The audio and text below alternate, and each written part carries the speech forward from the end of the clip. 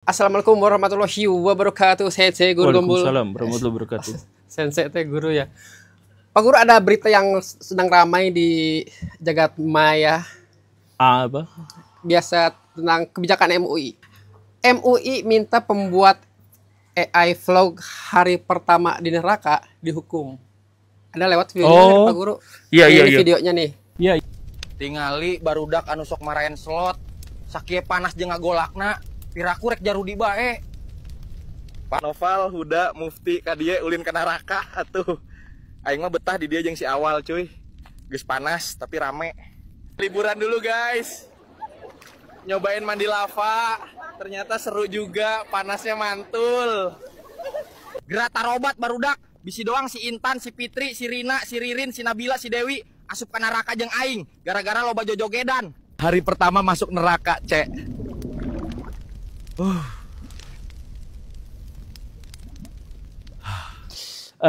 Pertama itu tidak mirip seperti gambaran neraka ya. Tidak mirip. Ini mah kayak mirip kayak gambaran gunung berapi. Ya, mirip gambaran gunung berapi. Walaupun ya, tapi narasinya tadi neraka. Nah, terus kenapa dihukum? Ya, itu tidak beretika sih menurut saya. Tidak beretika, tapi jangan sampai dihukum juga. Dihukum Pak Guru, ini dia dijerat dengan UU ITE. Nah, Ondi, karena apa? Iya, dipolisikan si pembuat videonya. Aduh, Pak MUI jangan gitulah. Kenapa sih pokoknya mah yang di luar-luar gitu, yang kreasi kayak gini dilaporkan hari itu, yang Habib-Habib yang menyebut Tuhan mereka itu adalah Habib gitu ya, atas nama Allah, tapi dibiarkan. Pokoknya mah MUI itu suka standar ganda gitu. Jadi kalau misalkan ke teman-temannya sendiri melakukan penistaan terhadap ajaran agama Islam, dibiarkan. Tapi kalau misalkan orang biasa, rakyat yang nggak punya duit gitu, rakyat yang hanya ya kayak gitu, itu juga diserang, dipolisikan gitu. Lagi-lagi masalahnya adalah penistaan agama, masalahnya adalah ya penistaan agama yang paling besar itu kan judul dari penistaan agama tuh gini, menistakan itu membuat rendah, menjelekan. Jadi intinya mah kalau saya menistakan admin, saya tuh membuat admin itu rendah. Nah, kalau misalkan MUI terus-terusan begini atas nama Islam, MUI merendahkan Islam karena membuat Islam itu jadi sesuatu yang ditakuti oleh masyarakat, sesuatu yang apa ya? Ya, jadi masyarakat tuh benar-benar harus pertimbangan kalau misalkan menyinggung-nyinggung masalah ini gitu. Dan akhirnya dakwah juga jadi terhambat, terbatas gitu. Ya, saya bilang itu si video itu tuh kurang etis gitu ya, kurang beretika. Jadi di satu sisi Pak Guru setuju itu mah emang tidak beretika, berlebihan gitu. Iya, tapi kalau misalkan kurang beretika tuh bukan langsung dijebloskan ke penjara gitu. Pak KDM aja ada anak kurang beretika masuknya ke barak militer, bukan dimasukkan ke penjara, bukan dihukum kayak gitu, dibina. Jadi kalau misalkan ada masyarakat muslim yang Islamnya kurang benar, yaitu tanggung jawab MUI. Karena tanggung jawab MUI kan membina masyarakat muslim. Ini membina tidak, tapi menghukum atau menuntut orang dalam hukuman, iya gitu. Aduh, menurut saya mah ini berlebihan sih MUI. MUI itu kan cuma ormas. Tapi powerful, dia nggak ada pengawasan nggak sih, pengawas fatwa MUI? Ya ada seharusnya. Jadi MUI, saya mohon maaf ya, MUI itu kan cuma ormas gitu. Ya walaupun memiliki sejarah yang panjang, tapi kan tetap aja judulnya itu adalah ormas.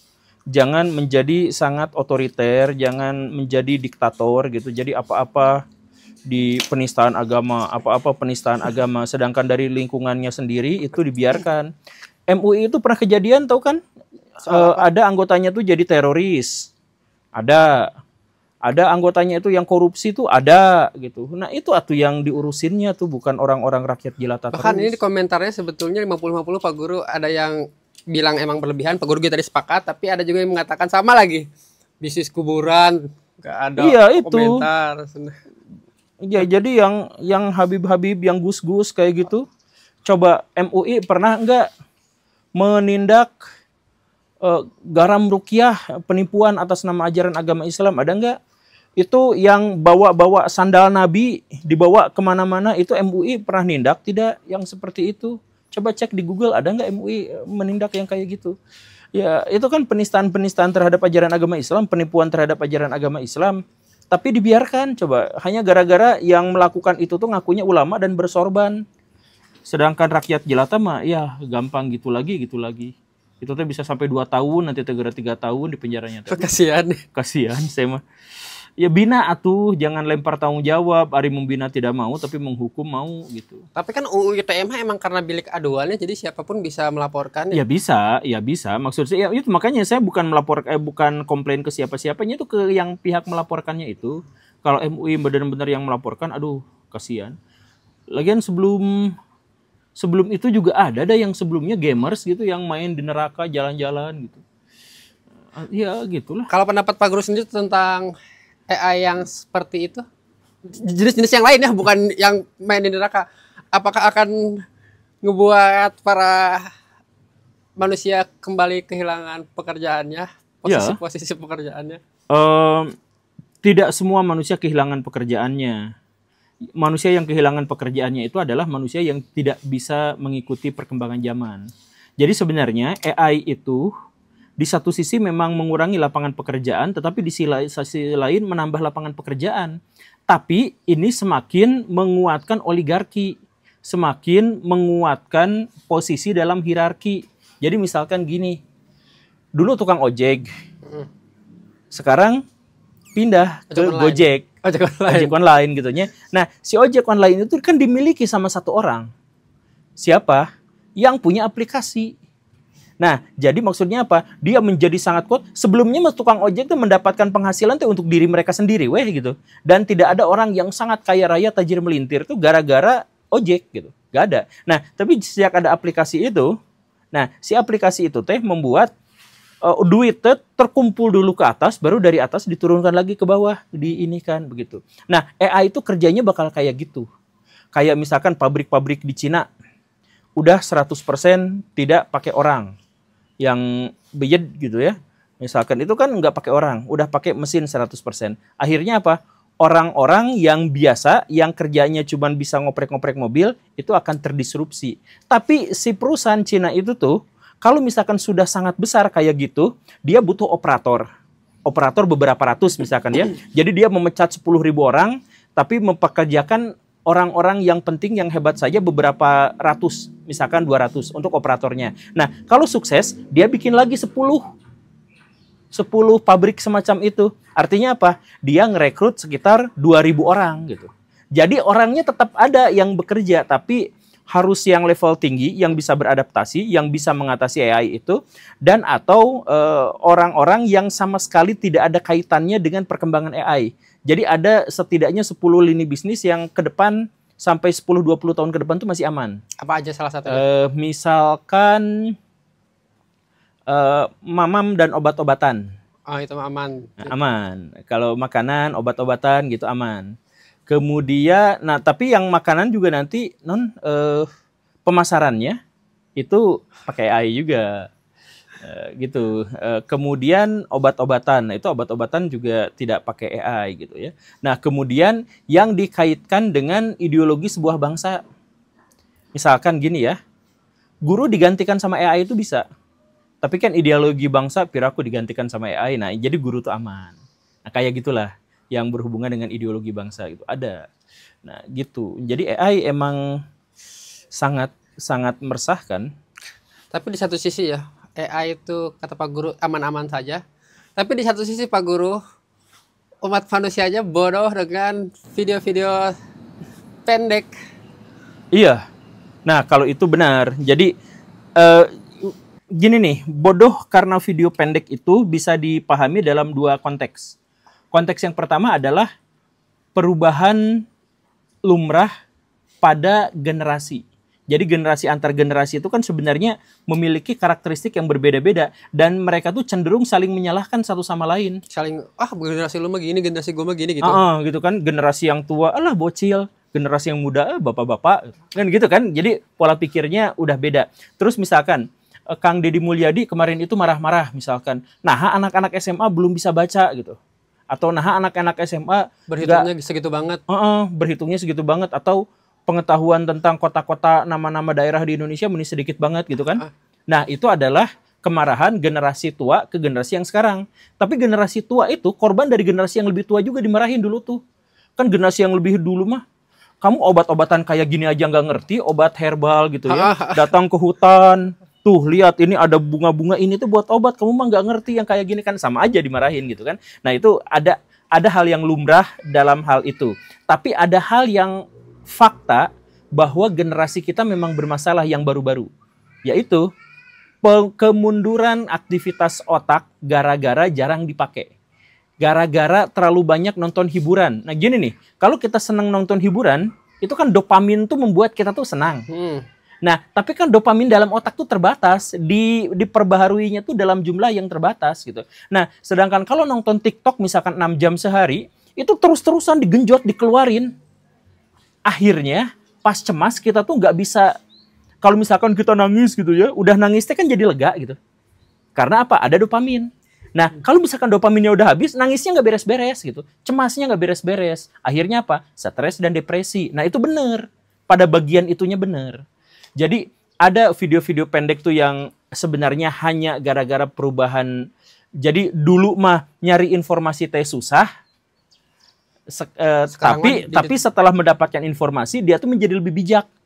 Nah, sekarang mah informasi teh mudah. Yang dibutuhkan adalah kemampuan untuk verifikasi. Nah, itu normal. Yang nggak normal itu adalah kinerja otak jadi lemot gara-gara jarang dipakai. Ada juga penelitian Pak Guru, kebiasaan main TikTok atau video-video pendek itu ngebuat perasaan kita tuh jadi bingung. Karena pada saat satu video kita scroll, video sedih, kita nangis, digeser berikutnya bikin kita happy. Jadi tidak ada kestabilan emosional. Iya. Kalau pada bagian itu sebenarnya udah diantisipasi sama TikToknya. Jadi TikTok biasanya ngasih algoritma tuh beda kalau sama short YouTube gitu ya. Kalau algoritma TikTok tuh ya yang sepenuhnya apa yang kita suka aja, memindai apa yang kita suka. Jadi kalau misalkan sedih ya sedih terus gitu.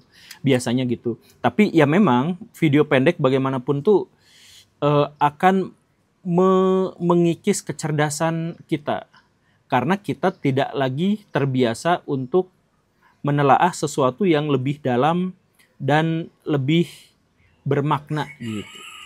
Tentang fenomena beberapa tahun terakhir Pak Guru tentang brain rot, anomali yang nah iya ini brain rot anomali. Jadi meme di Instagram itu anak-anak sampai ya aduh.